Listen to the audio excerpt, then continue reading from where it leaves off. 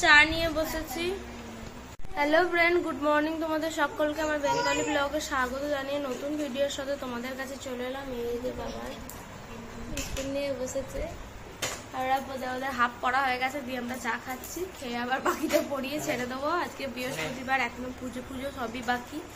তো কাজ হয়ে গেছে, চান টান করে পুজো করবো। তো চলো পরে আবার আসছি। কৃপা করি কৃপা পেয়ে ফল ভাদ্রবাসী নর নারী দুঃখের সদা জল। এই যে বন্ধুরা, এখন এলাম রান্নাঘরে। তো চলো রান্না বান্নার কি ব্যবস্থা করেছি সেটা দেখাচ্ছি। চলে গেছে কারেন্টটা, মায়ের শরীরটা একটু ভালো আছে। তো রান্না বান্নার ব্যবস্থাটা কি দেখা। এই যে একটু পোস্ত বেটেছি, আজকে পোস্ত করবো। আজকে তো বৃহস্পতিবার এমনিতেই, ওই জন্য নিরামিষের মধ্যেই রেখেছি। আলু উচ্ছে ভাজা করব, ভাতের চালটা ভিজিয়েছি, যে পোস্ত। আর এখানে ঝোল হবে শুধু।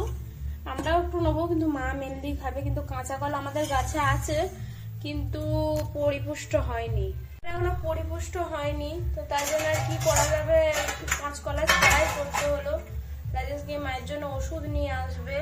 রাজেশের শরীরটা ভালো থাকলেও মায়ের তো কাল থেকে মানে জ্বর টর তো তোমরা দেখলেই, কিন্তু তারপরে হচ্ছে মানে আবার ওইরকম পটি হচ্ছিল, 5-6 বার তো হয়েইছে। জানি না কি হচ্ছে, এত ডাক্তার দেখানো হচ্ছে, তাও যে কেন এরকম হচ্ছে আমি বুঝতে পারছি না। প্রত্যেক মাসে তো ডাক্তার দেখানো হয়, তোমরা দেখতেই পাও। আশা করি যে প্রত্যেক মাসে ডাক্তার দেখানো হয়, যে কোনোদিন বন্ধ থাকে এরকম নয়। টেস্টও করানো হয়। তো যাই হোক বন্ধুরা, চলো এখন ব্রেকফাস্টটা করে নিই আর মানে মুড়ি টুড়ি খাবো।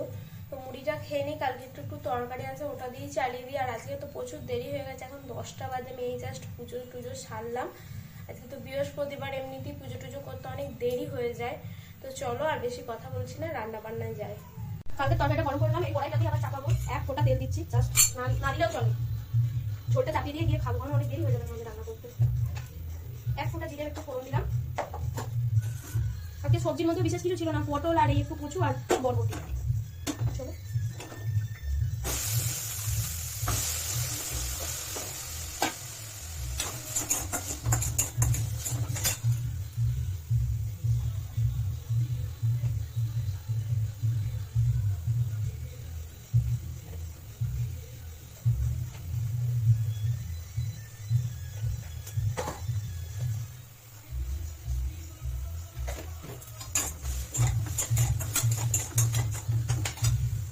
এবার চাপাবো আলু পোস্ত। আলু পোস্তর জন্য প্রথম দিয়ে দিলাম কড়াই একটু তেল, একটু 5 ফোড়ন, শুকনো লঙ্কা,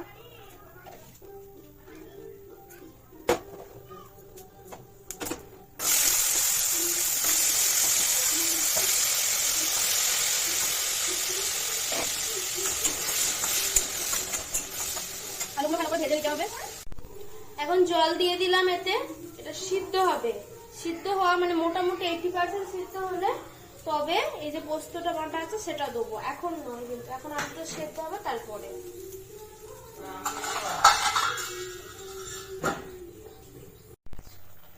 এই যে বন্ধুরা, পোস্তটা রেডি হয়ে গেছে একদম।